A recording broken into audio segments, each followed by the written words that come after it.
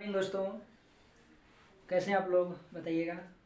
हम लोग आज शुरुआत करते हैं गणित, जिसका नाम एक चैप्टर है जिसका नाम है संख्या पद्धति, जो आपका एस.डी. यादव का किताब है। इसको हम लोग शुरुआत से पूरा सॉल्यूशन देखेंगे।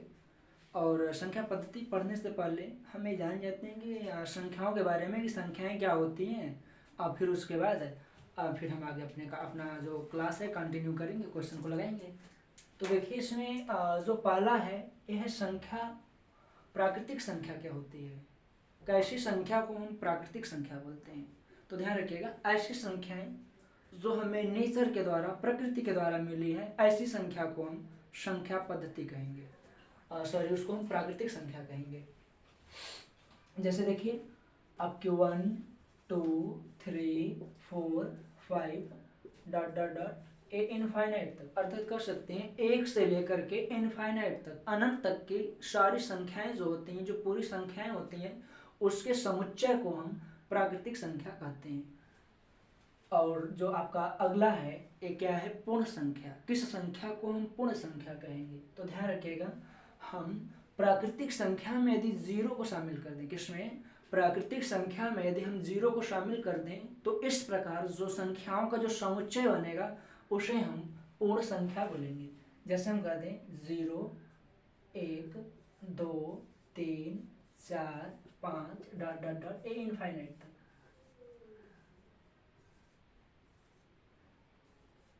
अर्थात जीरो सहित, क्या, जीरो सहित प्राकृतिक संख्याओं के समुच्चय को हम पूर्ण संख्या कहते हैं। उसके बाद आपका अगला आ जाता है पूर्णांक संख्या। कि पूर्णांक संख्या क्या होता है। ध्यान रखिएगा, सभी प्राकृतिक संख्याएं जो हैं, इसको हम एक तरफ पॉजिटिव में लिख दें और इसको नेगेटिव में लिख दें और इसमें जीरो को भी शामिल कर दें, तो इस प्रकार से जो संख्याओं का जो समुच्चय बनेगा उसको हम पूर्णांक संख्या या पूर्णांक बोलेंगे। जैसे हम कह दें यहाँ आपका इनफाइनाइट -4 -3 -2 -1, ये आपका हो जाएगा 0, हो जाएगा 1 2 3 4 डॉट डॉट डॉट इनफाइनाइट तक। ये जो संख्याएं हैं, इस प्रकार की जो संख्याएं होती हैं उसको हम पूर्णांक बोलते हैं। इसके बाद आगे आता है सम संख्या। कैसी संख्या को हम सम संख्या बोलते हैं।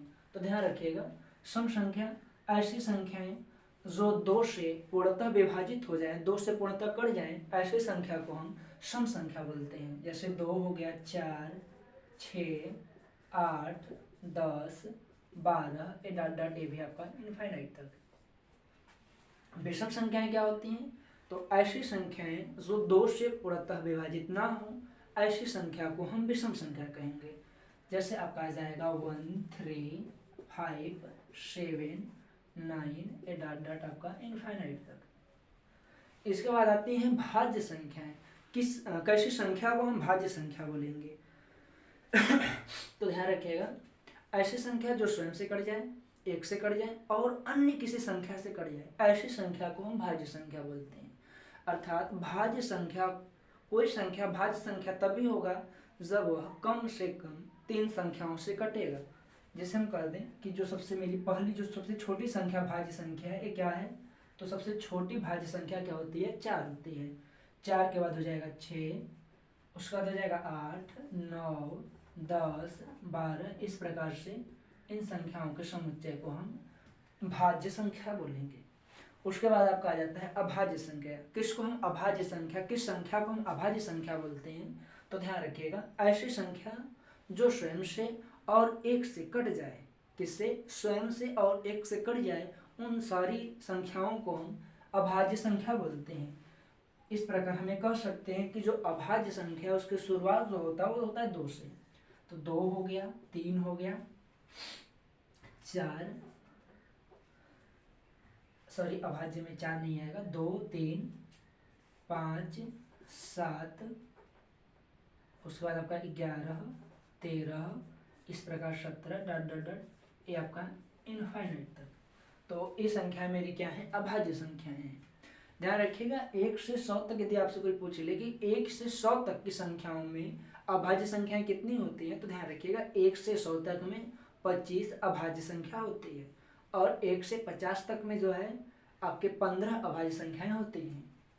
इसके बाद आपका आता है सह अभाज्य संख्या। आपका सह अभाज्य संख्या किसको हम सह अभाज्य संख्या बोलेंगे?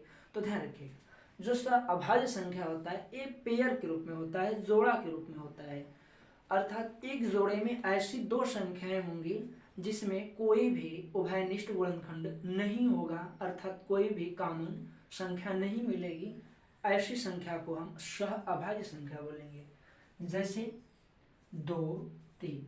देखिए जो 2 और जो 3 का पेयर है, 2 और 3 में कोई भी संख्या कॉमन नहीं है, इसलिए इसको हम क्या बोलेंगे? सह अभाज्य संख्या है।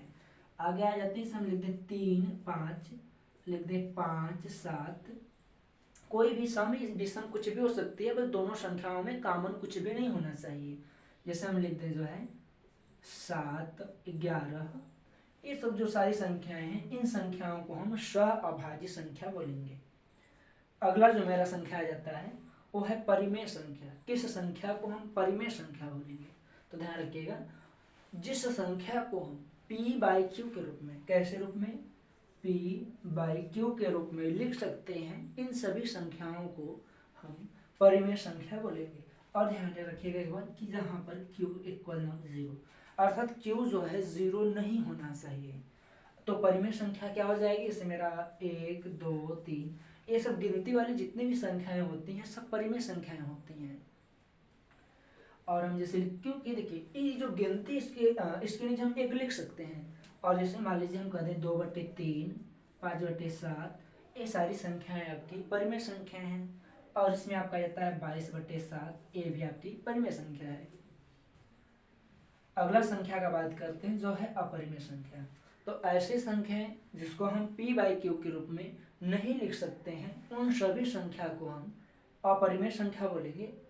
जैसे कड़ी वाली जितनी भी संख्याएं हैं सब अपरिमेय संख्याएं होती हैं। जैसे हम कह दें कड़ी में 3, कड़ी में 5, कड़ी में 7, अर्थात जिसको हम कड़ी से बाहर नहीं निकाल सकते हैं, ऐसी संख्या को हम अपरिमेय संख्या बोलते हैं। और ध्यान रखिएगा जो इसमें पाई होता है, इसका ये जो है ये भी अपरिमेय होता है। और जो इसमें कैपिटल जी होता है, स्मॉल जी होता है, या जो ई होता है, ये सारी संख्याएं जो हैं ये कैसी होती हैं? तो अपरिमेय होती हैं। इसके बाद हम बात करते हैं वास्तविक संख्या का। कैसी संख्या को हम वास्तविक संख्या बोलेंगे? तो वास्तविक संख्या जैसे सभी परिमेय और अपरिमेय जो सारी संख्याएं सब मेरी वास्तविक संख्याएं कहलाती हैं। वास्तविक संख्या में कुछ भी परिमेय हो अपरिमेय हो सभी संख्या को हम वास्तविक संख्या बोल देंगे। जैसे हम कह दें यहाँ 2, 3, ये जो 2/3 है, पाई है, 22/7 है, इन सभी संख्या को हम वास्तविक संख्या बोलेंगे। एक मेरा होता है, अगला आता है काल्पनिक संख्या। तो किसको हम काल्पनिक संख्याएं बोलते हैं? ऐसी संख्या जिसका हम कल्पना कर सकते हैं, उसका वास्तविक मान नहीं निकाल सकते हैं, ऐसी संख्या को हम केवल काल्पनिक संख्या बोलते हैं। जैसे हम काल्पनिक संख्या के रूप में देखें तो जो i के फॉर्म में होती हैं, जैसे हम कहते हैं 2i, ये हो गया।